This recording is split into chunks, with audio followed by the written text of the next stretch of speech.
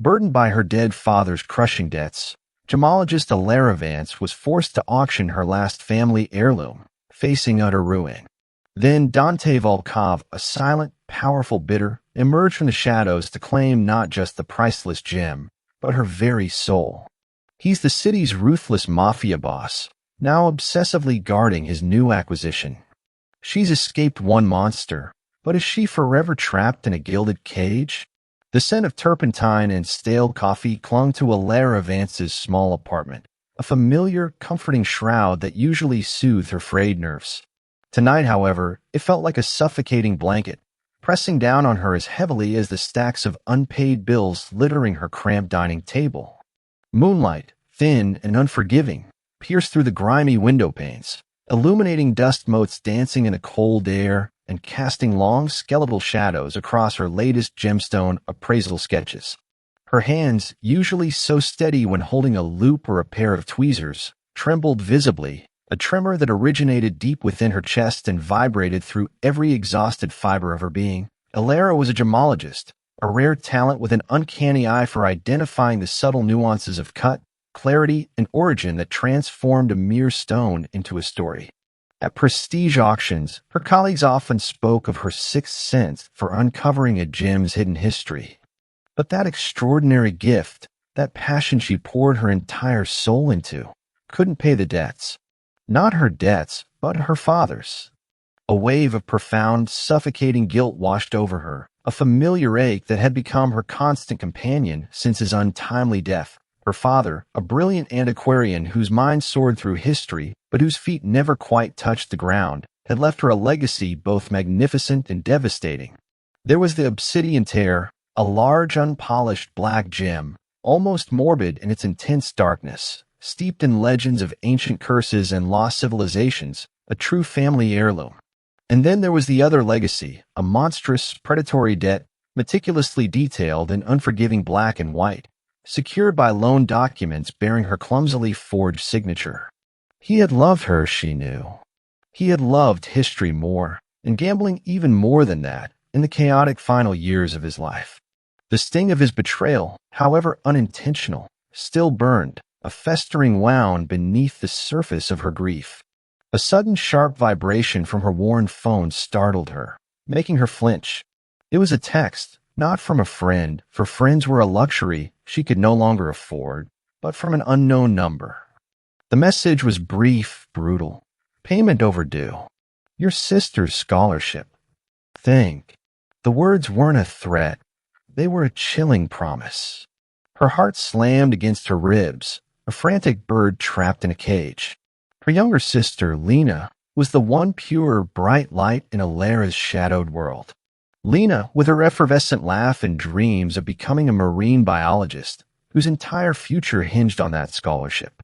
The thought of any harm befalling Lena sent a cold, agonizing dread through Alara's veins, a fear so visceral it tasted like ash in her mouth. This wasn't the first warning. The shadow, the ominous name whispered in hushed tones across the city's underworld, wasn't just a lone shark. He was an entity, a predatory force that moved through the shadows, collecting not just money, but souls. His previous messages had been subtle, unsettling hints, a photo of Lena walking out of her university library, a casual mention of their apartment building's faulty lock. Now, the subtlety had vanished, replaced by a direct, devastating strike at Alara's most vulnerable point. He understood leverage. He understood pain. Alara stumbled towards the small, locked display cabinet, its dusty glass reflecting her haggard face. Inside, nestled on a velvet cushion, sat the obsidian tear. It wasn't flashy like a diamond or vibrant like a sapphire. It was a hunk of raw, primal darkness, absorbing all light, almost seeming to hum with a silent, ancient energy. Her father had always revered it, speaking of its untold stories and sacred origins, never once considering its monetary value, only its legacy. For Alara, it had always been a bittersweet connection to him, a tangible piece of the magic he believed in. Now, it was her only weapon against the encroaching darkness. Her fingers traced the cool, smooth surface of the cabinet glass. Sell it. The words echoed in her mind, heavy with the weight of sacrilege. Her father would have been devastated, furious. But what was a legacy if Lena's future was destroyed? What was sentimentality against the very real, terrifying threat of the Shadow's retribution? Every other avenue had been exhausted. She had worked extra shifts, sold her own meager jewelry, even considered desperate, unethical options that twisted her stomach into knots. Nothing had come close to bridging the chasm of debt. The decision, when it finally solidified, was not one of relief, but of agonizing, wrenching surrender. It was the last resort, the ultimate sacrifice. Her eyes burned, but no tears came. She was beyond tears. She was in a cold, desolate place where only grim necessity existed. Her hand trembled as she unlocked the cabinet, the faint click echoing too loudly in the suffocating silence. She lifted the obsidian tear. It felt surprisingly heavy in her palm, a cold, smooth weight that seemed to throb with the burdens of generations. Its darkness seemed to deepen, pulling at her, almost as if resisting its fate. She clutched it to her chest, the cold stone seeping through her thin blouse, a physical reminder of the cold, hard choice she was making. Tomorrow, she would call prestige auctions. Tomorrow, she would prepare for the ultimate betrayal of her past, for the desperate hope of securing her sister's future. The auction house. The thought of standing on that podium, offering up her last piece of family, was a torment she couldn't yet fully comprehend. But it had to be done. It was the only way to save Lena, to truly put the Shadow behind them. She just prayed it would be enough, and that the act of letting go wouldn't utterly break her spirit. The night stretched before her, long and desolate, filled with the ghostly whispers of her father's forgotten dreams and the chilling promises of a merciless enemy. Alara knew, with a certainty that settled deep in her bones, that once the obsidian tear left her hands, nothing in her life would ever truly be the same again. And she was terrified. The air in the grand auction hall of prestige auctions was thick with the scent of old money, polished wood, and predatory anticipation. Crystal chandeliers, heavy with the weight of glittering facets, cast a brilliant, almost blinding light on the assembled elite. Whispers, soft as silk rustling, filled the cavernous space, punctuated by the sharp, authoritative calls of the auctioneer. Alara stood on a polished mahogany podium, a stark, elegant figure against the opulent backdrop. Her tailored charcoal suit, her only truly professional attire, felt stiff and suffocating, a thin shield against it. 1,000 judging eyes trained upon her. Her heart thrummed a frantic, desperate rhythm against her ribs, a drumbeat of pure, unadulterated terror. Outwardly, she was the epitome of professional composure, shoulders back, chin slightly raised, a calm, almost serene expression on her face. Her voice, when she introduced Lot 237, was steady, modulated, practiced to perfection. Ladies and gentlemen, we now present the centerpiece of this evening's exquisite collection, the obsidian tear. A collective hush fell over the room, deeper and more profound than before. She cradled the large, unpolished black gem in a velvet-lined case, presenting it with a reverence that felt like a betrayal. Every fiber of her being screamed against this act. This was her father's legacy, the last tangible piece of a life that, despite its tragic end, had once been filled with wonder and boundless passion. Now it was a commodity, stripped of its soul, reduced to a mere price tag to erase a crippling debt. The memory of Lena's bright, hopeful smile, her innocent dreams, was the only anchor preventing Alara from crumbling right there on the podium. For Lena. For Lena. The mantra echoed in her mind, a desperate plea for strength. Just as the first murmur of bids began to rise, a stir rippled through the back of the hall. A subtle, almost imperceptible shift in the atmosphere. The whispers died completely, replaced by an unnerving silence. Alara felt a prickle of unease crawl up her spine, an instinctual alarm bell ringing in the deepest parts of her soul. Her eyes, drawn by an invisible thread of dread, scanned the faces of the bidders, searching for the source of this sudden, profound quiet. And then she saw him. He moved with the coiled grace of a predator, emerging from the deepest shadows at the very edge of the room. Dante Volkov. The name was whispered, revered, and feared in equal measure across the city's highest echelons and its darkest alleys. The Wolf of Wall Street, they called him, a man whose legitimate financial empire was so vast, so intricately woven into the city's fabric, that it was impossible to discern where the legitimate ended and the illicit began. He was a myth made flesh, a creature of staggering wealth and undeniable, chilling power. He was taller than she'd imagined, his frame lean but deceptively powerful, encased in a dark, impeccably tailored suit that seemed to absorb the light rather than reflect it. His hair, dark as midnight, was swept back from a sharp, aristocratic face. But it was his eyes that truly held her captive, a shade so dark they appeared almost black, piercing and unnervingly intelligent, capable of stripping away every pretense, every lie. He didn't just walk, he commanded the space, bending the very air around him to his will. The room, crammed with powerful individuals, seemed to rearrange itself, shrinking, orbiting around his formidable presence. He took a seat in the back row, a solitary king observing his dominion, his expression utterly unreadable, yet radiating an aura of lethal calm. The auctioneer, a seasoned veteran of countless high-stakes sales, visibly faltered for a microsecond, a tremor in his voice as he resumed. "We begin bidding for the obsidian tier at 500,000.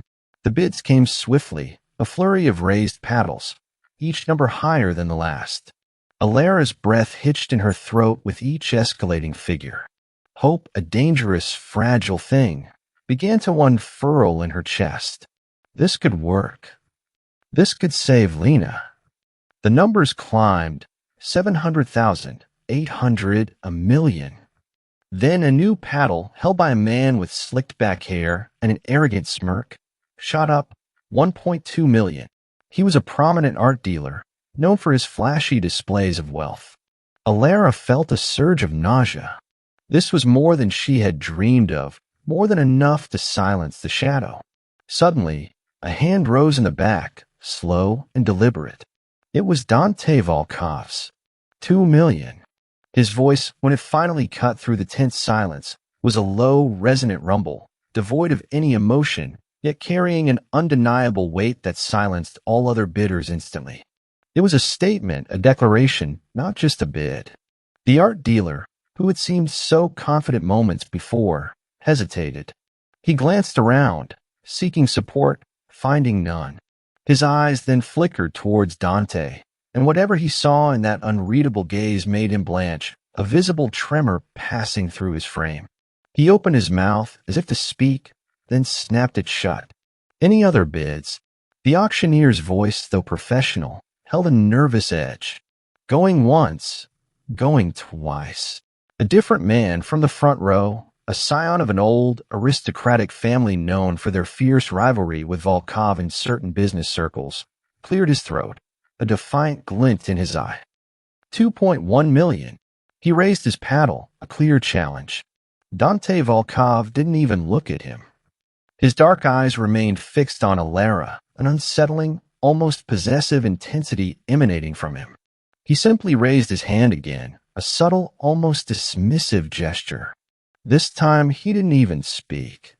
His impeccably dressed bodyguard, a hulking shadow who hadn't moved an inch since Dante entered, took a single, deliberate step forward, his gaze locking onto the challenging aristocrat. It wasn't a threat. It was a promise of swift, brutal consequences. The air crackled with unspoken tension. The aristocrat's face paled, his paddle slowly, reluctantly lowering. The unspoken message was brutally clear. This is not a game you want to play. The auctioneer's gaze swept the room one last time, a desperate attempt to find a single brave soul to challenge the silent titan. Silence. Complete, absolute, terrifying silence. Going once, going twice. Sold. To Mr. Volkov, for 2 million. The gavel came down with a sharp, resounding crack that reverberated through the stunned silence. A profound, dizzying wave of relief washed over Alara, so intense it almost buckled her knees. The dead. Lena. They were safe.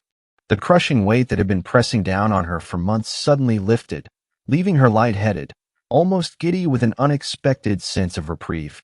But then, as the noise of relieved murmurs and hushed congratulations began to fill the hall, Dante Volkov's dark eyes, still locked onto hers, seemed to deepen, to intensify. They weren't just looking at the gem he had purchased. They were looking at her. It was a gaze that was both chilling and strangely intoxicating, a silent, unequivocal declaration of ownership that went far beyond the obsidian tear. In that single, electrifying moment, Alara felt a terrifying, undeniable truth sink deep into her bones. The obsidian tear might have been sold, but she, Alara Vance, had just been claimed.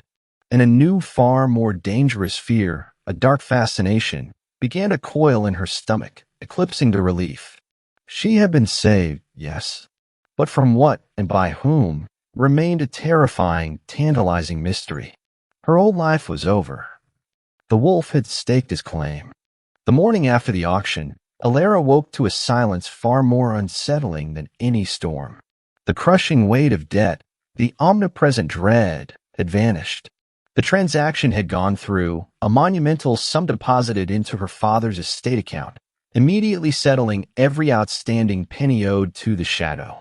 And true to the mysterious moniker, the Shadow had vanished. No more cryptic texts, no more ominous whispers from anonymous sources. Just silence. It should have been a profound, intoxicating relief, a reprieve she had craved for months. Yet a sliver of unease, cold and sharp, lodged itself in her heart.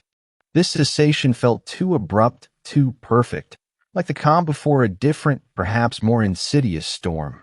She sat at her kitchen table, staring at the perfectly normal sunny street outside. The smell of freshly brewed coffee, a luxury she hadn't allowed herself in weeks, seemed almost incongruous with the lingering anxiety that clung to her like a shroud. Her apartment, once a sanctuary, now felt eerily exposed. Had she merely traded one monster for another? Had the act of selling the obsidian tear not ended her nightmare, but merely shifted its focus? The thought sent a shiver down her spine, raising goosebumps on her arms despite the warmth of the coffee cup in her hands. Just as she was trying to convince herself that paranoia was merely the after-effect of sustained stress, her phone chimed. It wasn't the Shadow. It was an email from an unknown sender with a subject line that made her blood run cold. Regarding the obsidian tear, the sender was Silas Thorne. His name was whispered in certain art circles with a blend of reverence and repulsion. A ruthless, obsessive collector known for acquiring artifacts through means that often veered into the morally ambiguous, if not outright illegal. His collection was legendary, his methods notorious. The email itself was disarmingly polite, almost cordial, yet the undertones were chilling. Ms. Vance, it began, I regret not having the opportunity to discuss the remarkable obsidian tear at the auction. Its provenance, its unique energetic signature, truly fascinating. I believe you, as a gifted gemologist, must possess a deeper understanding of its true nature.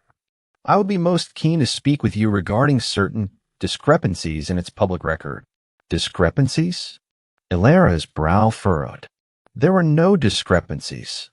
Her father had meticulously documented every known detail. But energetic signature, that was a phrase only a true connoisseur or someone obsessed with its mythical properties would use. Thorne's interest wasn't merely academic. It felt predatory. She deleted the email, trying to dismiss it as the eccentric rambling of a collector.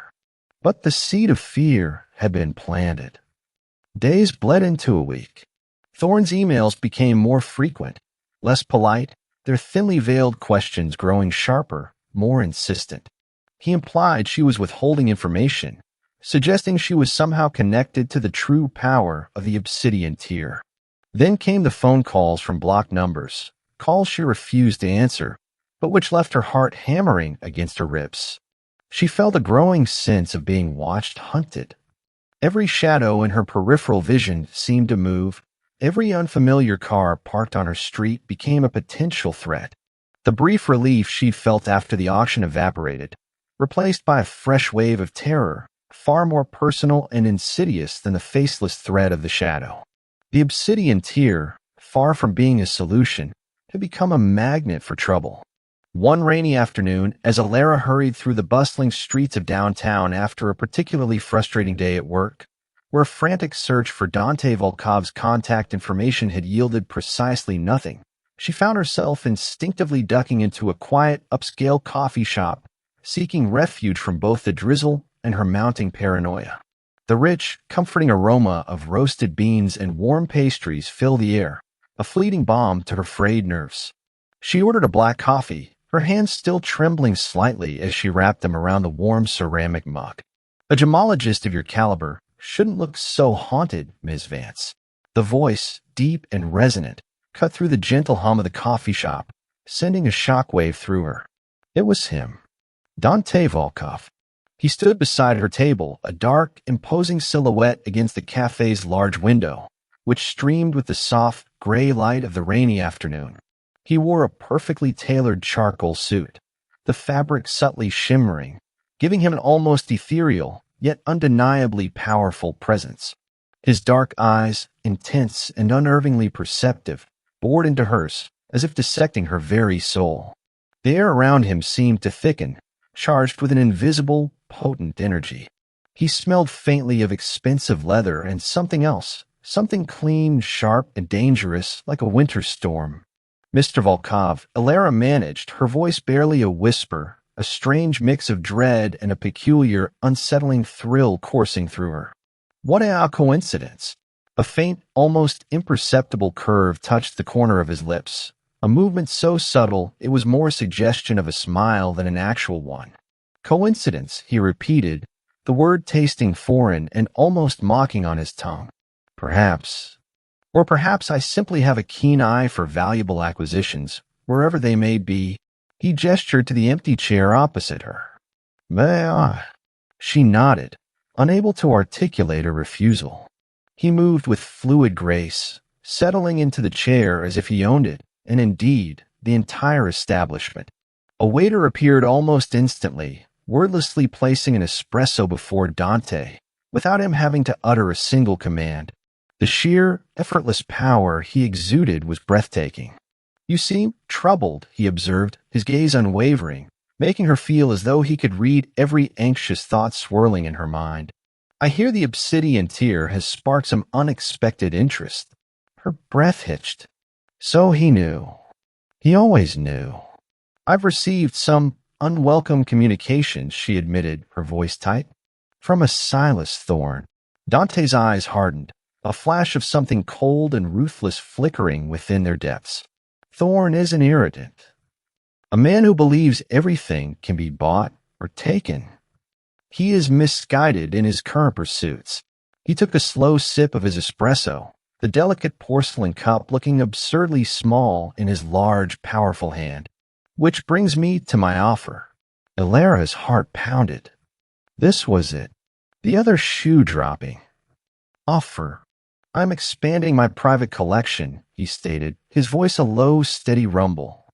A vast array of art, artifacts, and, of course, gemstones, requiring a discerning eye and expert hand. Your expertise, Ms. Vance, is unparalleled. I believe you would be an invaluable asset. She stared at him, suspicion warring with a desperate, burgeoning hope. My expertise is available at prestige auctions, Mr. Volkov. Not for long, I imagine, he countered smoothly, a glint of something predatory in his eyes. My offer includes a private, state-of-the-art appraisal studio within my estate, unfettered access to some of the world's most unique pieces, and a salary. He paused, letting the silence stretch, heavy with anticipation. A salary that would not only erase any lingering financial inconveniences you might be experiencing, but would also secure your sister's academic future, without a shadow of a doubt, for as long as she desires. The words hit her like a physical blow, stealing her breath. Lena. He knew about Lena. The unspoken implications were deafening. He had investigated her. Thoroughly. He wasn't just offering a job. He was offering a gilded cage protection at a price. But what a price. Lena's safety, Lena's future. It was everything. Why me? She managed, her voice a reedy whisper. You could hire anyone. I could, he agreed, his gaze softening almost imperceptibly, a fleeting warmth that sent a strange, disturbing shiver through her. But I don't want anyone. I want you. Your eye, your intuition, and perhaps your resilience. He leaned forward slightly, his presence overwhelming, his scent of dark wood and subtle spice intoxicating. And I believe, Ms. Vance, that you more than anyone understand the value of absolute security, especially for those you hold dear. He knew. He knew all of it. He was offering an escape from Thorn, an end to her financial woes, an ironclad guarantee for Lena's future. It was a devil's bargain, trading her precarious freedom for a life under his formidable, dangerous protection. The air in a coffee shop, once a comforting haven, now felt oppressive, the walls closing in. She felt cornered, desperate. Thorn was an immediate, terrifying threat. Dante was a long-term, captivating danger. I need time to think, she finally breathed, though she knew, deep down, she had no real choice. Of course, Dante said, rising with the same effortless grace. He pulled a single stark black business card from his inner jacket pocket, emblazoned with a minimalist wolf's head insignia. He placed it gently on the table beside her coffee cup. My number. When you decide to embrace clarity, his gaze lingered on hers, a final, chillingly possessive claim. Do not hesitate, Ms. Vance. Not with Thorn. He does not offer second chances. He turned and walked away, his presence receding like a tide, leaving behind an unnerving silence. Alara stared at the black card, its simple design radiating a quiet authority. Thorn's threats, more explicit and unnerving since her public appearance at the auction, flashed through her mind. He'd left a chilling note on her card just that morning.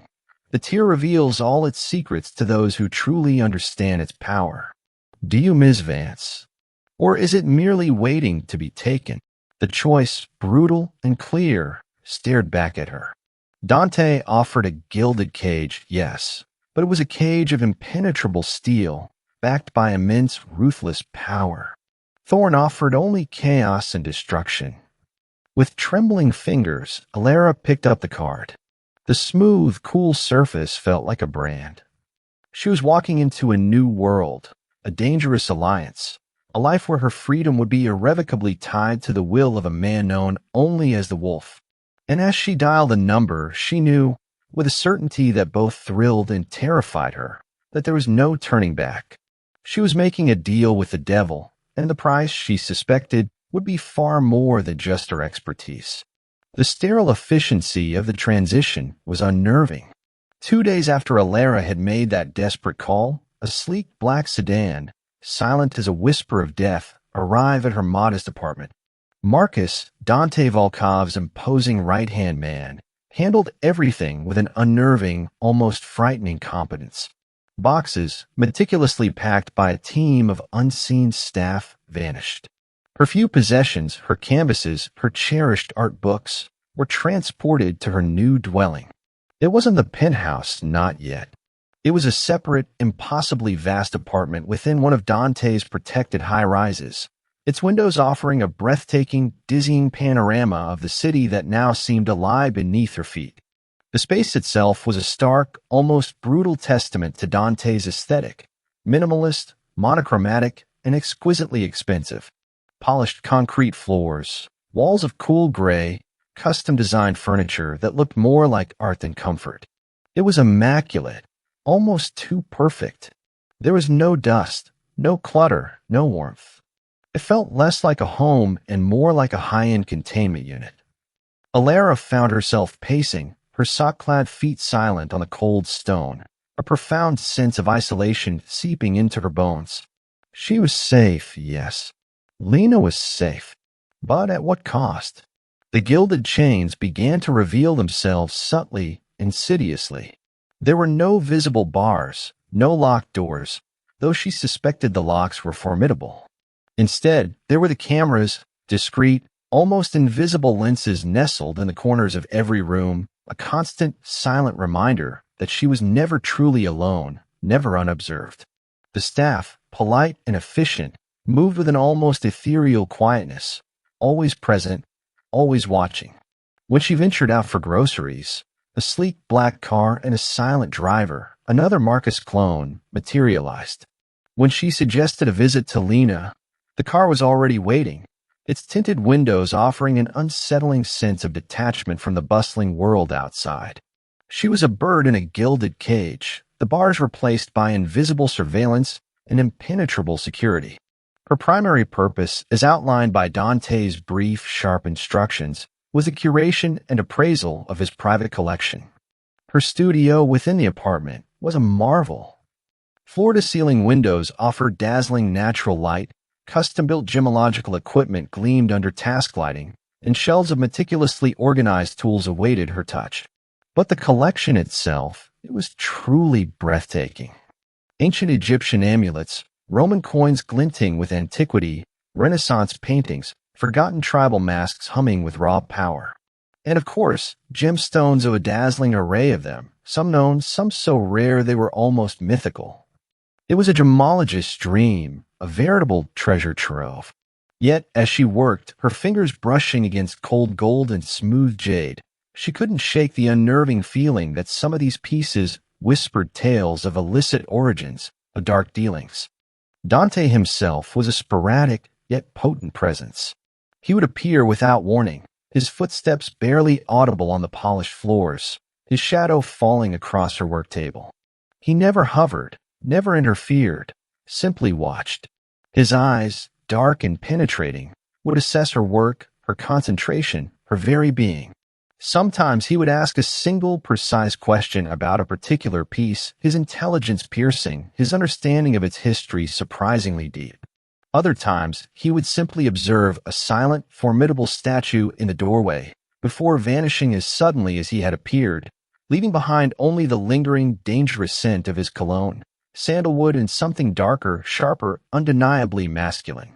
She observed him, too, from a distance, or through the fleeting glimpses of him on her apartment's strategically placed screens, showing him in his home office, negotiating a deal. She saw the other side of the Wolf of Wall Street, the ruthless businessman, the quiet commander. His voice, a low rumble, would cut through the air, issuing orders that were invariably followed without question. She witnessed the cold, detached efficiency with which he handled complex, high-stakes situations, his jaw tight, his eyes devoid of emotion. He was a force of nature, primal and unstoppable, and she was caught in his orbit. The raw, terrifying power he wielded was undeniable, and a part of her, a very primal part, found it deeply, unsettlingly compelling. Then came the unexpected moments, subtle cracks in his formidable armor that began to confuse her carefully constructed emotional defenses.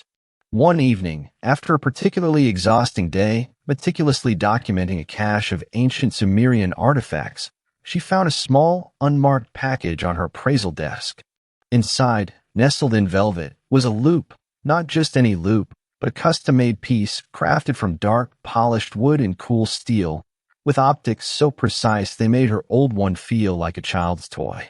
It was the kind she had admired once, fleetingly, in a high-end catalog, never dreaming she could afford it. It was a quiet, potent gift, demonstrating an acute awareness of her passion, her needs. And for a moment, the resentment wavered, replaced by a flicker of grudging gratitude. Another time, Lena called. Her voice, usually bubbling with innocent enthusiasm, was tinged with a curious excitement. "Guess what, Alara?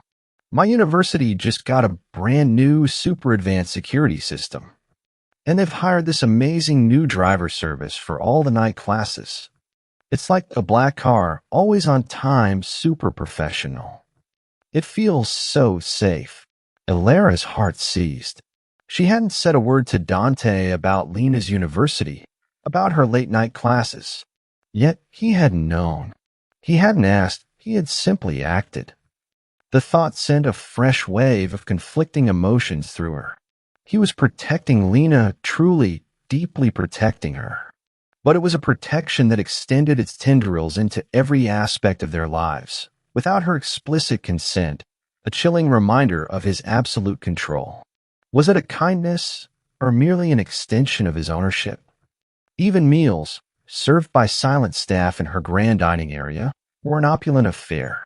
Dishes she hadn't tasted in years, prepared exactly to her preference, sometimes even incorporating subtle hints of her father's favorite recipes, which she had once mentioned in passing. It was another layer of his meticulous attention, another gilded chain subtly tightening. She felt pampered, cared for, utterly secure. Yet she also felt watched, analyzed, possessed. The internal conflict was a constant, simmering battle within her soul. How could she resent such overwhelming generosity, such absolute security for her sister? How could she deny the insidious comfort that began to seep into her weary bones? The chemistry between them was a slow burn, an undeniable heat that simmered beneath the surface of their guarded interactions.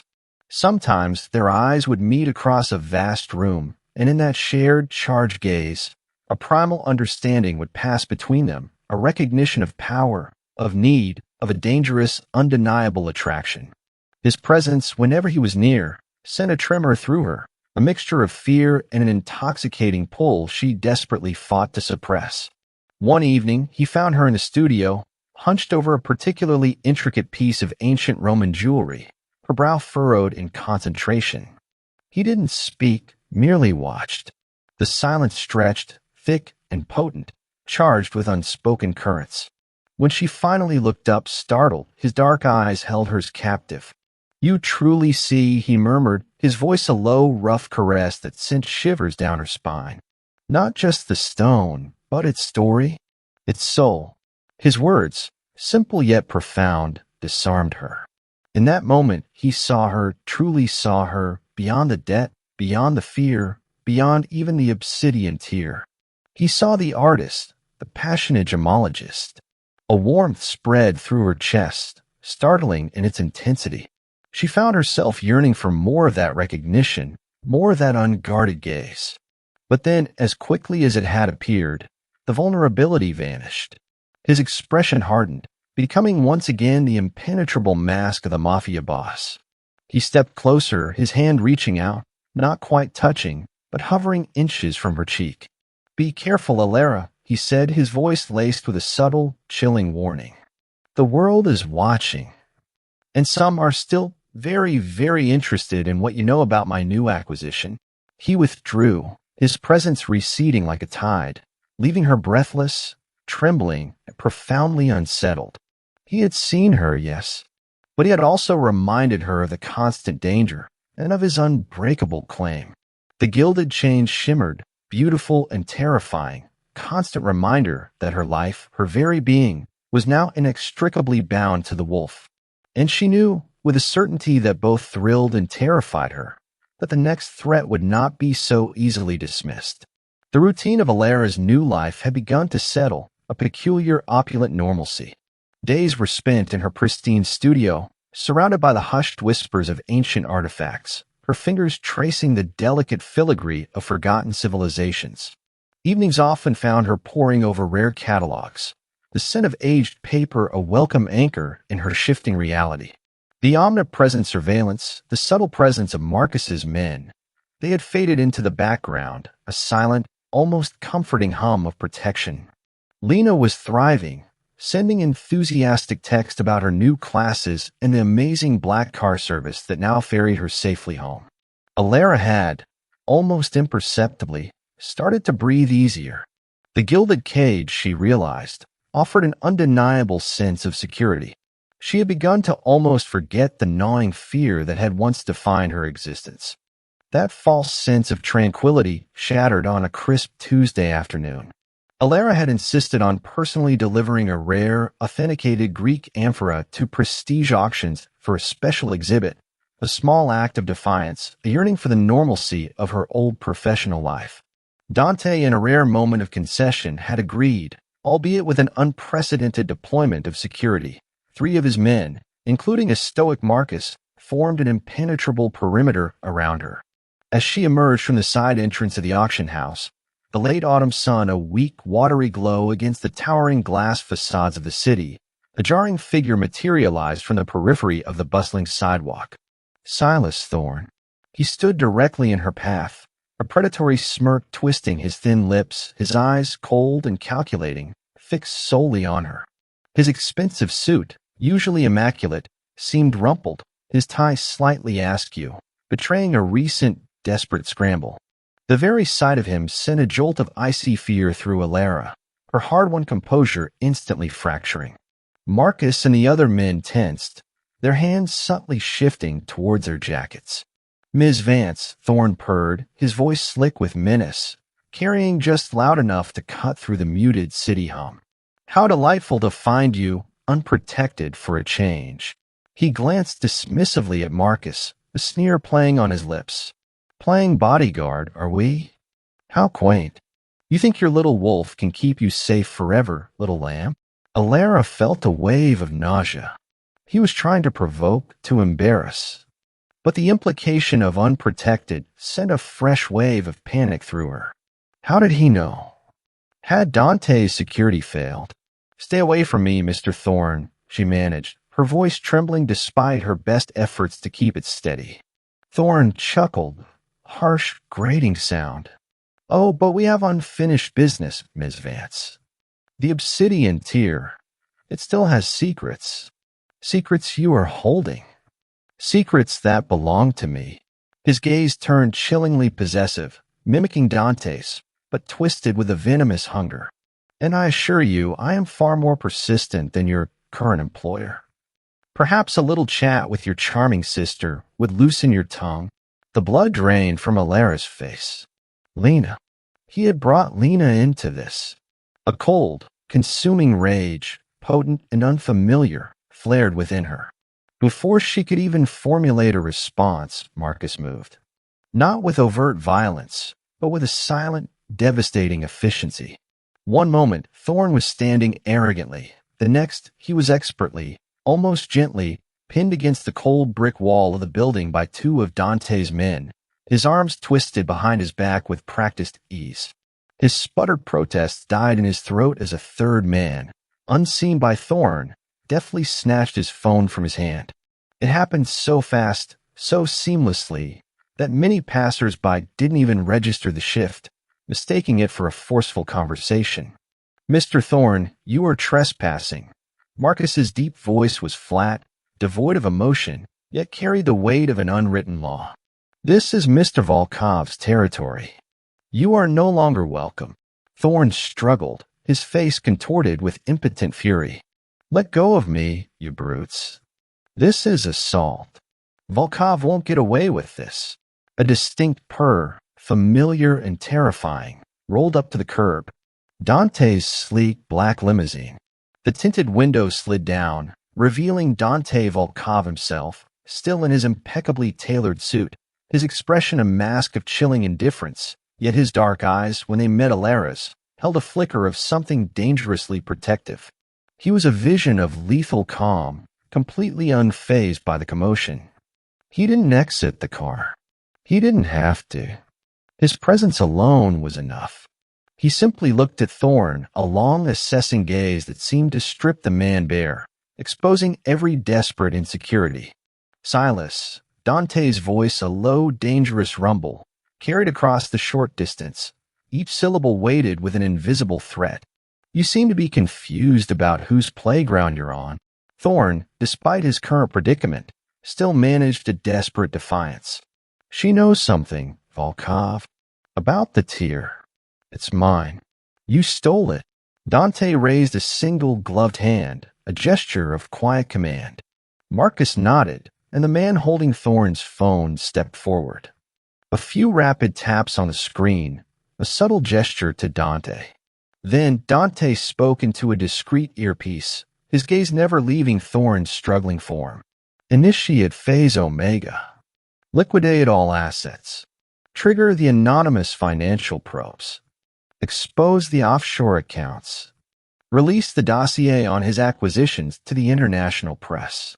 Ensure every one of his business partners receives the unredacted truth about his unsavory methods." Immediately, the words were delivered with a cold, clinical precision that sent shivers down Alara's spine. This wasn't physical violence, not with fists or bullets. This was something far more devastating, far more insidious. This was financial obliteration, reputational assassination, delivered with the casual indifference of ordering coffee. It was the complete, utter destruction of man's entire world, executed with the terrifying efficiency of a seasoned predator. Thorne's eyes, initially wide with a desperate defiance, began to flicker with dawning horror. He understood. He understood the chilling finality of Dante's words. His struggle ceased, replaced by a ghastly ashen pallor that spread across his face. "No," he croaked, his voice cracking, utterly broken. "You can't. My collection, my reputation." Dante merely smiled, a thin, cold twist of his lips devoid of any warmth. "Oh, but I can. And I just did. Consider this a public service announcement, Silas. You don't hunt what belongs to me. You don't threaten my property. And you certainly don't mention her sister's name. Ever again." His eyes, dark as the obsidian tear itself, narrowed to dangerous slits. "This city is my territory." And she, his gaze shifted to Alara, sweeping over her with a fierce, possessive intensity that was both terrifying and undeniably thrilling. "She is mine." He then made a small, dismissive gesture with his hand. Marcus's men released Thorne, who crumpled to the sidewalk, a pathetic, broken figure, his face contorted in a silent scream of despair. His phone, which contained the keys to his digital empire, was placed back in his pocket, now a hollow shell. No one had laid a hand on him physically, yet he was utterly, irrevocably destroyed. Dante's car door opened, and Marcus guided Alara inside with a reassuring yet firm hand. The luxurious leather interior swallowed her, muffling the sounds of the frantic city, isolating her in Dante's controlled world. As the car pulled away, Alara glanced back. Thorne was still on the ground, a lone, desolate figure amidst the indifferent rush of pedestrians. Alara stared at Dante, who now sat beside her in the cavernous back seat. His face was impassive, his gaze fixed on the passing cityscapes, as if the incident had been nothing more than a minor annoyance. But Alara saw it. She saw the unwavering, almost terrifying focus in his eyes. She felt the chilling ripple of power that emanated from him. A renewed, profound fear seized her, a cold tendril wrapping around her heart. But beneath it, another, more disturbing emotion began to stir, a grudging admiration for his brutal efficiency, for the sheer, overwhelming power he wielded without a hint of hesitation. He had destroyed a man's life, his empire, with a few whispered words into an earpiece. And he had done it all for her, to protect her, to send an undeniable message that she was untouchable. She was terrified. Terrified of him, terrified of the world he inhabited, terrified of the depths of his ruthless capabilities. Yet, paradoxically, she also felt safer than she had ever felt in her entire life. This man, this dangerous, powerful wolf, had claimed her. And in doing so, he had become her impenetrable shield. The stakes of this new life, she realized with a stark, unsettling clarity, were far, far higher than she had ever imagined. But the undeniable truth was, in that moment, she was profoundly, undeniably safe. And that, for now, was everything. The opulent quiet of Dante's penthouse settled around Alara like a heavy shroud. After the brutal public dismantling of Silas Thorne, the journey back had been shrouded in a tense, suffocating silence. The image of Thorne's broken figure, the chilling clinical precision of Dante's orders, played on a relentless loop in Alara's mind. She was safe, yes. Lena was safe. But the cost of that safety, the sheer devastating power that had been wielded on her behalf, left a bitter taste in her mouth. She found herself in Dante's expansive living room, bathed in the soft, ambient glow of strategic lighting, the cityscape glittering like scattered diamonds beyond the floor-to-ceiling windows. The very air felt charged, crackling with unspoken questions. Dante stood by the panoramic window, his back to her, a dark, immovable silhouette against the vibrant tapestry of the city night. He hadn't uttered a word since they left the alley, his silence more unnerving than any threat. He was a force, a storm, and she had just witnessed his destructive power firsthand. Her heart pounded, a frantic, desperate rhythm against her ribs. She was repulsed by the ruthlessness, by the cold, calculated annihilation of a man's life. Yet, she was also profoundly, terrifyingly drawn to the sheer, unyielding power that had protected her. The cognitive dissonance was a torment, tearing at her carefully constructed moral compass. She walked towards him, her footsteps barely audible on the plush rug, the scent of his familiar, dangerous cologne, sandalwood, and something darker, sharper, reaching her before she did. It was intoxicating, a dangerous lure. She had to know. She needed to know. Dante, she began, her voice surprisingly steady despite the tremor deep within her. He didn't flinch, didn't turn. He remained a statue of formidable power. What you did to Thorn, it was absolute. He finally turned, his dark eyes, fathomless and unreadable, settling on her. There was no apology, no remorse, only a cold, unwavering certainty. He threatened you. He mentioned your sister. There is no other recourse when one crosses such a line. His voice was a low, steady rumble, devoid of emotion, yet it carried an undeniable weight of finality. But to destroy his entire life, his reputation, his very existence, she felt a flash of righteous anger, quickly suppressed by the chilling memory of his power. Was it truly necessary? A muscle ticked in his jaw, a fleeting sign of internal tension. To ensure he never again poses a threat to what is mine? Yes, Alara. Absolutely necessary. Such a message resonates. It teaches. It reminds others.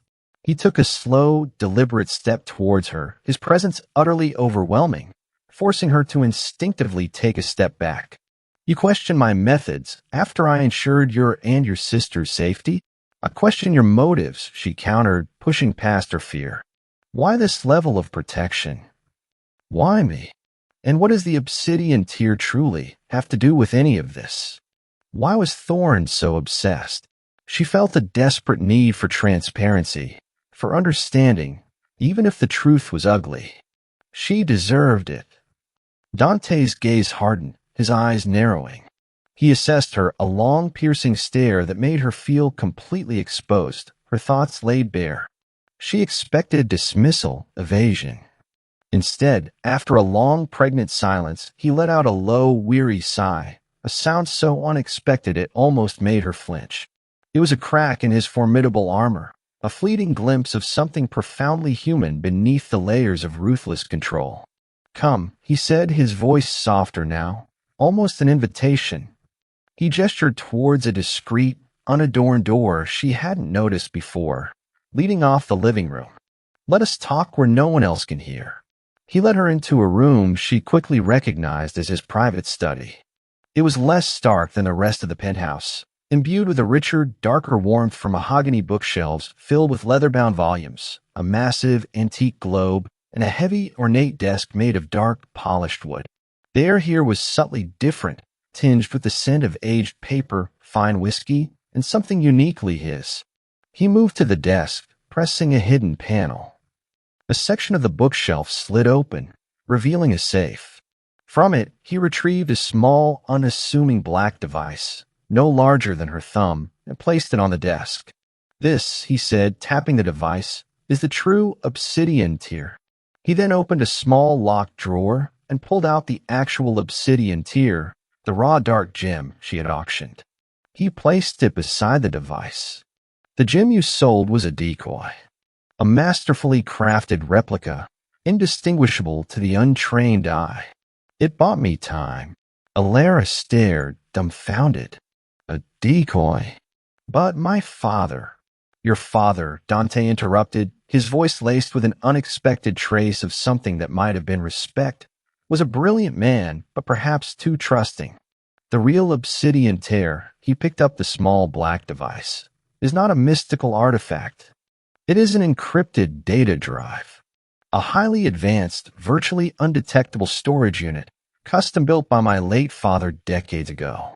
It holds the core algorithms, the network schematics, the uncompromised intelligence that is the true skeleton of the Volkov Syndicate's legitimate operations and its less legitimate ones.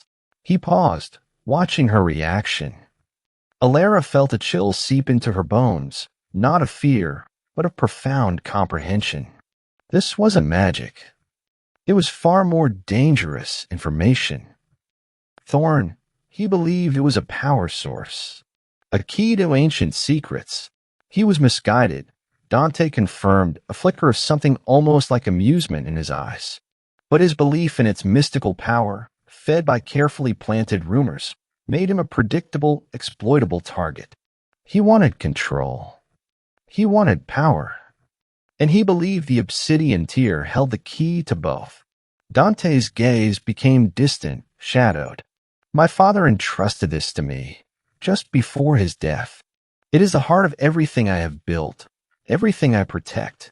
The silence stretched, filled only by the soft hum of the penthouse's climate control. Alara felt a profound shift in her understanding. The obsidian tear wasn't about ancient curses. It was about modern power, about the very foundation of Dante's formidable empire.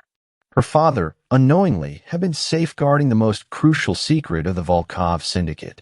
And she, in her desperation, had become tangled in its dangerous web. And you hired me, she stated, the pieces falling into place, because my father had the decoy. Because I, by extension, might know something, or because I was the most obvious link to it after the auction. Initially, Dante admitted, his voice low, I was merely assessing your proximity to the situation. But then I observed you. Your talent. Your fierce loyalty to your sister. Your integrity, even in desperation. He leaned back in his chair, a rare, almost vulnerable sigh escaping him.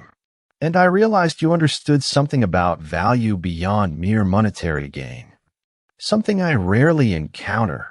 He ran a hand through his dark hair, a gesture that spoke of profound weariness, a fleeting crack in his usual impenetrable facade.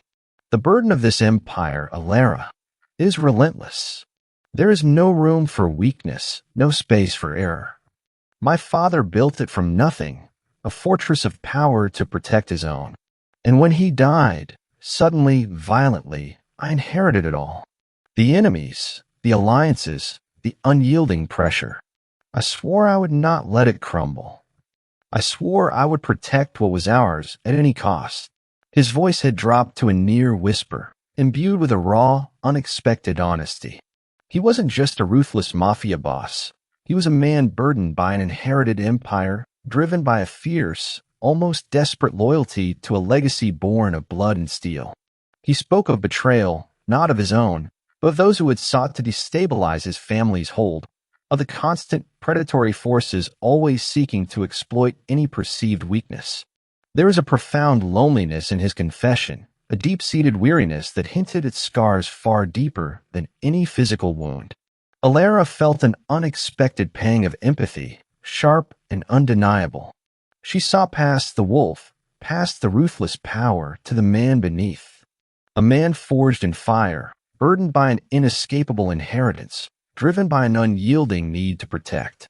The blurred lines between captor and protector, between fear and fascination, suddenly swirled into something far more complex, a reluctant understanding, a nascent loyalty. She reached across the polished surface of the desk, her hand trembling slightly, and gently covered his own, which rested clenched beside the obsidian tear device. His skin was cool, his fingers strong, but for a fleeting moment she felt a tremor beneath her touch, a response to her unexpected gesture. It must be an immense burden, she whispered, her voice soft with genuine compassion. To carry all of that alone. His dark eyes, which had been distant, haunted by unseen shadows, snapped back to hers. A raw, unshielded emotion, something akin to surprise and a profound gratitude, flickered within their depths. It was gone in an instant, replaced by his usual guarded intensity. But Alara had seen it. She had seen the crack in his armor, the glimpse of a wounded soul beneath the formidable exterior. He didn't pull away. Instead, his thumb, calloused from years of silent command, subtly brushed against the back of her hand, a feather-light touch that sent a shiver of pure sensation through her. The air crackled with a new kind of tension, intimate and electric. In that quiet moment, surrounded by the secrets of his empire, They weren't just the powerful mafia boss and the captive gemologist. They were two souls, burdened by legacies and driven by desperate needs, finding an unexpected, dangerous connection. Alone, he repeated, the word a soft echo in the silent study, his gaze locked onto hers. Perhaps not entirely anymore. His words, a reluctant admission of vulnerability, settled deep within her. The fear was still there, constant hum beneath the surface. But now it was intertwined with something else, a fierce, growing loyalty, a surprising tenderness, and an undeniable, powerful attraction that transcended logic. She was in his world, bound by his protection, claimed by his power. And in discovering the cracks in his armor, Elara realized, with a breathtaking clarity, that she was no longer merely a pawn in his game, but an integral, perhaps even indispensable, part of his complex, dangerous existence. The lines had blurred irrevocably, and she wasn't entirely sure she wanted them to unblur. The fragile piece Elara had found in Dante's world was a dangerous illusion, a silk-lined trap. Weeks had passed since Thorne's public humiliation, a stark reminder of Dante's absolute power. Elara had, almost against her will, begun to thrive under his protection. Her studio, meticulously outfitted, had become a haven where she lost herself in the intricate beauty of the collection. The complex layers of Dante's personality, glimpsed through his unexpected kindnesses and the weary confession of his burdens, had woven a strange, potent spell around her heart. She was still a prisoner, yes, but the chains felt softer, almost imperceptible. She had allowed herself to believe, truly believe, that Dante's omnipresent shield was impenetrable. The crack in that shield came on a Tuesday, a day Dante was forced to be physically absent from the city for an urgent, high-stakes meeting with international partners, a detail he had, uncharacteristically, shared with her almost as a warning. He had deployed an even tighter security detail around her apartment, a quiet army of watchful eyes. But even Dante Volkov, the Wolf of Wall Street, could not foresee every desperate maneuver of a broken man. Elara, feeling an uncharacteristic surge of artistic inspiration, decided to visit a small, independent art supply store on the city's periphery. It was a place she'd frequented in her old life, a sanctuary of color and texture. She had informed Marcus, and a car was dispatched, a different driver this time, a younger, less imposing man than Marcus's usual guard. The drive was uneventful, the store's familiar scent of oil paints and fresh canvas a comforting balm. Lost in the vibrant aisles, selecting new pigments and a specific texture of paper, Elara almost missed the subtle shift in the atmosphere. A flicker of movement in a mirror, a reflection of a man in a dark hoodie standing too close, his gaze too intense. Her heart gave a sudden, painful lurch. Paranoia, she told herself, but the unease was cold, undeniable. She clutched her small bag of supplies, hurrying towards the checkout. As she stepped out of the store, the late afternoon sun already dipping below the urban skyline, painting the concrete in long shadowy streaks, a black sedan, identical to Dante's but without the subtle, reassuring insignia, screeched to a halt beside her.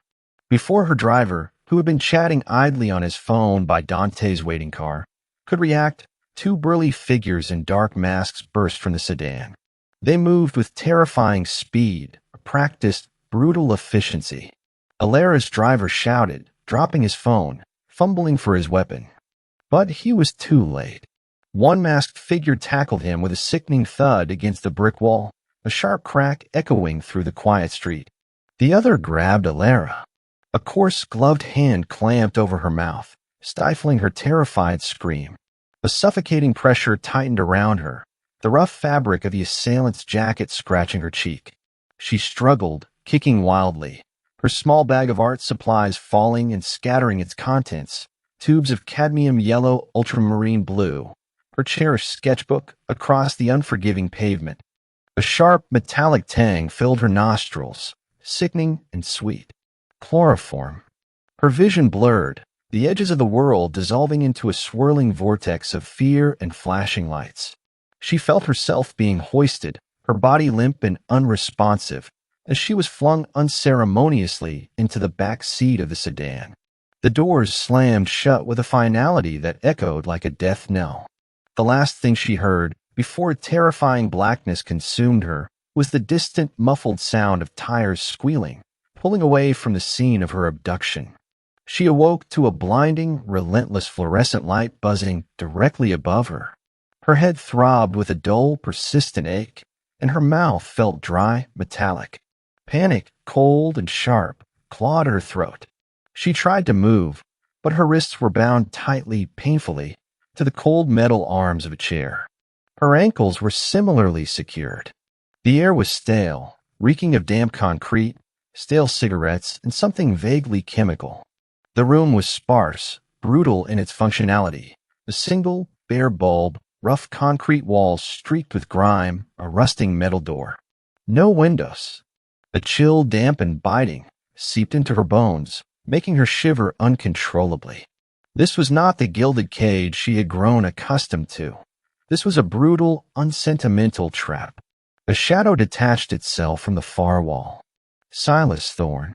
He looked utterly ravaged, a ghost of his former arrogant self.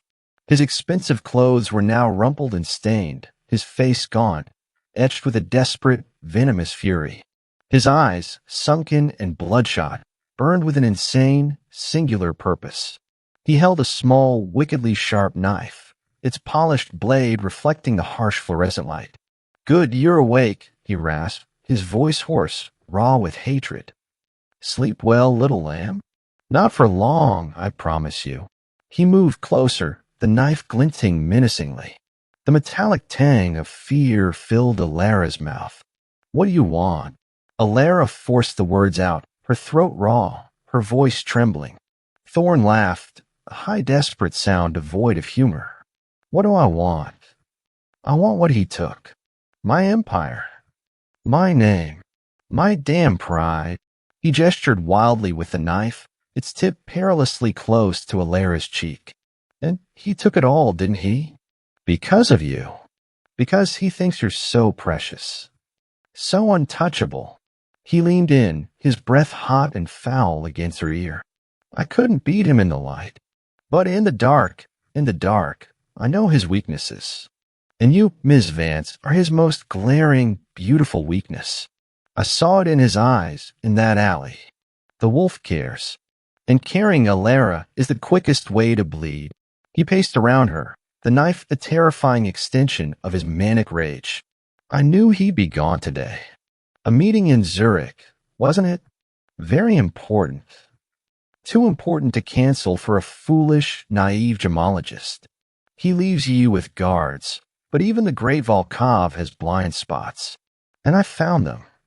My men are sloppy, yes, but they're desperate, like me." He paused, his eyes burning into hers. "I'm not interested in the obsidian tier anymore. Not really. It's useless to me now. No, I want to hurt him. To gut him where it truly matters. To make him feel what I feel, absolute, abject loss. I want him to choose. His empire. Or his precious little lamb." Terror, pure and visceral, consumed Alara. This wasn't about money or power. This was about vengeance, raw and ugly. She was a pawn, a tool for Thorne's desperate revenge. "He won't give you anything," she whispered, trying to sound defiant, but her voice cracked with fear. "You've lost." Thorne's eyes glittered with a chilling, desperate certainty. "Oh, he will. He will when he sees what I'm going to do to you. When he hears your screams. When he realizes that his untouchable little jewel is about to be tarnished beyond repair." He raised the knife, its cold, hard gleam reflecting the terror in Alara's eyes. A guttural sob tore from her throat, a sound of pure, helpless despair. Thousands of feet above the Atlantic, Dante Volkov felt at first as a prickle of unease, then a sudden, crushing weight in his chest. His private jet was a sanctuary of steel and silence, soaring through the night toward Zurich. He was reviewing a complex financial report, his mind a steel trap of numbers and strategies. But his focus shattered. A gut feeling, cold and sharp, sliced through his meticulously maintained calm. It was a premonition, a dark whisper of imminent danger. He pushed the report aside, his jaw tightening. Marcus, he barked into the intercom, his voice the low, dangerous rumble, demanding an immediate response. Report on Alara Vance. Now, a beat of unnerving silence. Then Marcus's voice, usually unflappable, came through the speaker, tight with barely contained fury and dread. Sir, there's been an incident. Ms. Vance, she's gone. Her driver, he's unconscious. Sustained a severe head injury. The security footage, it's been corrupted for a key 2-minute window. A black sedan, no plates. It's Thorne, sir. He found a window. He took her. The words hit Dante like a physical blow, stealing the air from his lungs. He took her. The blood in his veins turned to ice, then to molten fury.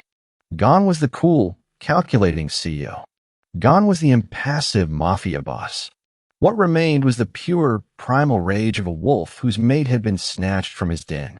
Fear, cold and absolute, twisted in his gut, a sickening, unfamiliar sensation.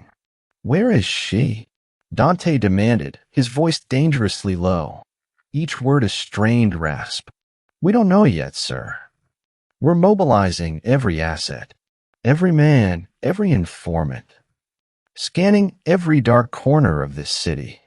There's a ransom call expected. We believe he intends to contact you directly. Marcus's voice was grim. Dante slammed his fist against the polished table, the impact rattling the expensive crystal decanter. His mind, usually so clear, was a storm of violent images, a kaleidoscope of what Thorne might do to her, to his Alara. The vulnerability he had dared to show her, the connection that had begun to bloom, and now felt like a gaping wound, bleeding profusely. He had sworn to protect her. He had promised her. And he had failed. Turn this jet around, Dante commanded, his voice shaking with suppressed fury, an earthquake rumbling beneath the surface. Zurich is canceled. Everything is canceled. I want every single contact, every favor owed, every piece of technology, every pair of eyes on the ground activated. I want every man who ever wronged Thorne brought in. I want the city locked down. Find her. Bring her back to me. Unharmed. His eyes, dark and predatory, burned with an unholy fire. Thorne had touched what was his. Thorne had declared war on the very core of his being. And Dante Volkov, the wolf, would not rest until he had torn the city apart, brick by bloody brick, to find his lost lamb. And when he found her, he would unleash an inferno that would make Thorne's previous humiliation seem like a mere flick of a match. This was no longer about empire or revenge. This was about survival. About reclaiming what was irrevocably, absolutely his. The moment Dante Volkov's private jet touched down on the tarmac of his hidden airfield on the city's outskirts, the calm facade he usually maintained shattered. He didn't wait for the stairs to fully deploy. He leaped, a dark blur of controlled fury, his feet hitting the cold concrete with a jarring impact. Marcus, already on the ground, his face grim, met him instantly. The air crackled with a primal, barely contained rage emanating from Dante, a force of nature unleashed. Report, Dante's voice was a guttural rasp, cold and sharp as obsidian. His eyes, usually pools of impenetrable darkness, burned with a terrifying, unholy fire. There was no trace of the CEO, the Wolf of Wall Street. This was the predator, stripped bare. Thorne contacted us, sir, Marcus stated, his own voice tight with suppressed anger. A burner phone. He wants an exchange. He named his price, a transfer of a significant portion of your overseas assets, and a public acknowledgement of his victory. He also sent a message. Marcus's jaw tightened. A distorted audio file. Her voice, sir. Screaming. A low, dangerous growl rumbled in Dante's chest, a sound so raw, so animalistic, it made even Marcus flinch. The image of Alara, terrified, vulnerable, suffering at Thorne's hands, tore through Dante's mind, igniting an inferno of obsession and vengeance. Location. An abandoned industrial complex in the Old Docks district, Marcus reported, pointing to a flickering map on a tablet. He thinks he's clever. Remote, derelict, difficult to penetrate. But we have eyes. One of our assets in his decimated network still loyal to the right kind of coin. We have a rough perimeter. His men are desperate, armed, but disorganized. Disorganized will not save them, Dante snarled, his eyes locking onto the map, already calculating angles, entry points, vulnerabilities. He wants an exchange. He will get one, but not the one he expects. His gaze swept over the heavily armed men waiting information, their faces grim, ready for war. We going hard. No subtle approach. No negotiations. This is not a rescue mission, Marcus. This is an eradication. The convoy of black SUVs, silent as shadows, moved through the city's decaying industrial labyrinth. The air grew heavy with the stench of salt, rust, and stagnant water. Abandoned warehouses loomed like skeletal giants, their broken windows like vacant eyes staring into the encroaching darkness. Rain, cold and relentless, had begun to fall, turning the pitted concrete into a slick, treacherous surface. The atmosphere was thick with dread, a palpable sense of impending violence. Alara's head still throbbed, a dull, insistent drumbeat behind her eyes. Her vision swam, blurred by fear and the relentless buzzing of the single fluorescent bulb above her. Thorn had left her alone for what felt like an eternity, only to return with fresh threats, his face contorted by a manic glee. The metallic tang of fear was a constant companion in her mouth. She could still hear Lena's innocent voice, a phantom echo, fueling her terror. He mentioned Lena. He's going to hurt her. That thought, more than any physical threat, threatened to break her. She struggled against the bonds, the rough ropes chafing her wrists raw, her futile efforts only intensifying her despair. Suddenly, a distant, muffled boom vibrated through the concrete floor. Then another. And another. The entire building seemed to shudder. A faint, distant sound of gunfire, sharp and staccato, ripped through the oppressive silence. Hope, a dangerous, fragile thing, dared to flicker in Alara's chest. Done. It had to be him. But what could one man, even a man like Dante, do against Thorn's desperate thugs? Dante moved like a phantom of wrath, a dark, unstoppable force through the labyrinthine corridors of the abandoned complex. The rain hammered against the corrugated iron roof, a furious drum solo accompanying the cacophony of gunfire, shouts, and sickening impacts. Each step he took was precise, calculated, driven by a singular, consuming purpose, Alara. His mind was a maelstrom of primal fury, his senses hyper-alert.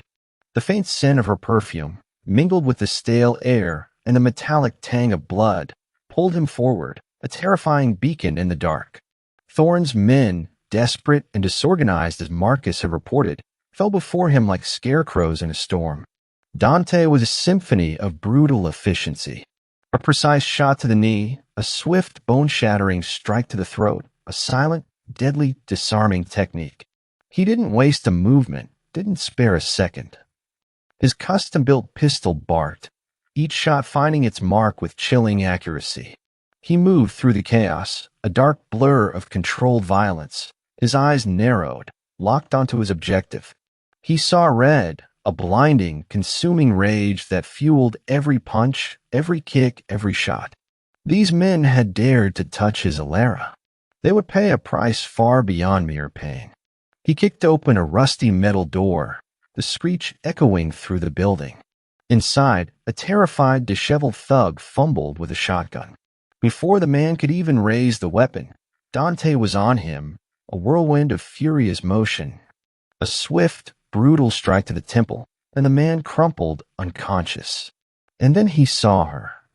Alara, tied to a chair, her face pale, streaked with grime, her eyes wide with terror, but alive. Alive?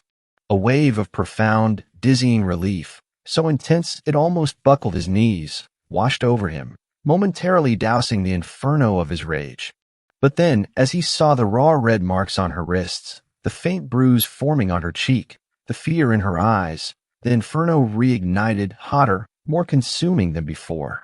Thorn stood over her, his hand wrapped around a lock of her hair, the wicked knife pressed against her throat, its cold gleam reflecting the harsh light. His eyes, wild and manic, darted between Alara and Dante. Volkov, you came. You actually came. His voice was a triumphant, desperate shriek. So the wolf does have a heart after all. And I found it, didn't I? Dante stopped, his pistol still aimed, but his movements frozen. He watched Thorn's knife, its tip a hair's breadth from Alara's skin. The silence in the room was absolute, punctuated only by Alara's ragged breathing and the distant sound of Marcus's men securing the complex. Let her go, Thorn. Dante's voice was a low, chilling growl, devoid of any negotiation, any mercy. It was a promise of unimaginable pain. Thorn laughed, a grotesque, desperate sound. Not until you grovel, Volkov. Not until you admit I beat you. Not until you transfer everything. Or she bleeds.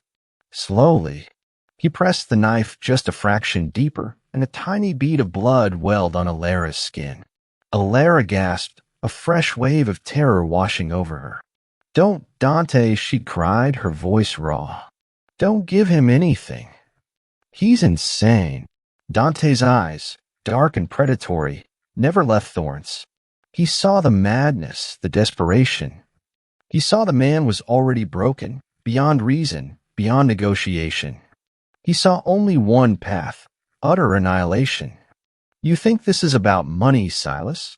Dante's voice was deceptively calm, a dangerous quiet before the storm. You think this is about my empire? You are a fool. My empire means nothing without her. And you dare to touch her. He paused, a terrifying smile, cold and devoid of humor, spreading across his lips. Let me show you what happens when you touch what is irrevocably mine. With a swift, almost imperceptible flick of his wrist, he squeezed her hand, his gaze intense. He touched you. He threatened Lena. There is no forgiveness for such transgressions. His voice hardened, a chilling return to his true nature. He is gone. Not dead. No, that would have been a kindness he did not deserve, nor one that would sit easily with your conscience. But he is gone. Erased. His name, his finances, his entire identity, systematically dissolved. He has nothing. No past, no future, no way to ever return to this life or harm anyone you care about. He will spend the rest of his pathetic existence looking over his shoulder, a ghost in a world he no longer recognizes. That is a fate far worse than death for a man like him. Alara shivered, a faint tremor running through her. The cold, calculated cruelty of his punishment was breathtaking, terrifying. It was the Mafia boss in full force, a brutal, undeniable declaration of territory. Yet a strange, dark satisfaction uncoiled in her chest. Thorn had deserved it. He had targeted Lena. He had threatened her. And Dante had obliterated him. Her conscience, surprisingly, remained intact. She found herself accepting this dark truth, this brutal justice, as a necessary evil in the world she now inhabited. And Lena, she asked, her voice tight with lingering worry. Lena is safe, Dante assured her instantly, his tone softening once more. She was never in direct danger after the initial incident. My men ensured it. Her new security detail is extensive. No one will ever get near her again. He ran a gentle finger along her cheekbone, his touch lingering. No one will ever get near you again. This was a message. To him, and to any other fool who dares to even think of touching what is mine. It will not be tolerated. It will be met with overwhelming, absolute force. He leaned closer, his scent enveloping her, his eyes dark and mesmerizing, locking onto hers. I thought I had lost you. The sheer terror. I have never felt such a thing. My empire, my power, my reputation, it all felt utterly meaningless without you. You are everything, Alara. My anchor. My purpose. His confession was raw, heartfelt, a profound vulnerability she had rarely glimpsed. It shattered the last vestiges of her resistance, dissolving the lingering fear and suspicion. She saw the depth of his devotion, the primal intensity of his love. He wasn't just claiming her body or her loyalty, he was claiming her soul. Alara reached up, her hand cupping his strong jaw, her thumb tracing the faint shadow of stubble. "I know," she whispered, her voice thick with emotion. "I felt it too, the terror. But then I knew you would come. And you did." A small, soft smile touched her lips. "I'm not going anywhere, Dante. You're stuck with me." A genuine smile, rare and profoundly beautiful, touched his lips, transforming his usually severe face. "Good," he murmured, his voice a low, rough growl of satisfaction. He leaned down, pressing his forehead against hers, their breaths mingling. "Because I have no intention of ever letting you go. Ever." His lips found hers then, a kiss that was both tender and fiercely possessive. It was a promise, a vow whispered in the silence of their shared intimacy. It was a healing balm, erasing the scars of fear and doubt, cementing a bond forged in fire and absolute devotion. In that moment, cradled in his strong arms, Alara knew, with a certainty that resonated deep within her soul, that her choice had been the right one. She had stepped into his dangerous world, accepted his gilded chains, and in doing so, she had found an unshakable safety, a fierce loyalty, and a love so profound, so absolute, it defied all logic. She was no longer just a woman he protected. She was a woman who was irrevocably, utterly his. Doesn't it often feel like our deepest burdens are the ones we inherit, chaining us to a past not entirely our own? Alara, weighed down by a father's secret and a debt that threatened her sister's future, stood on the precipice of losing everything. She thought she was sacrificing her last tangible link to family, only to find herself claimed by a force far more formidable than any debt collector. But sometimes redemption arrives cloaked in darkness, and salvation is found in the unwavering, absolute protection of a man who sees your worth, not your wounds. A mafia boss obsessed enough to burn worlds for your safety. If Alara's journey from desperate despair to fiercely protected love resonated with your own quiet strength, hit that like button. Subscribe to our family of believers in love's most untamed forms, and tell us below, "I'm claimed by a love that defies expectations."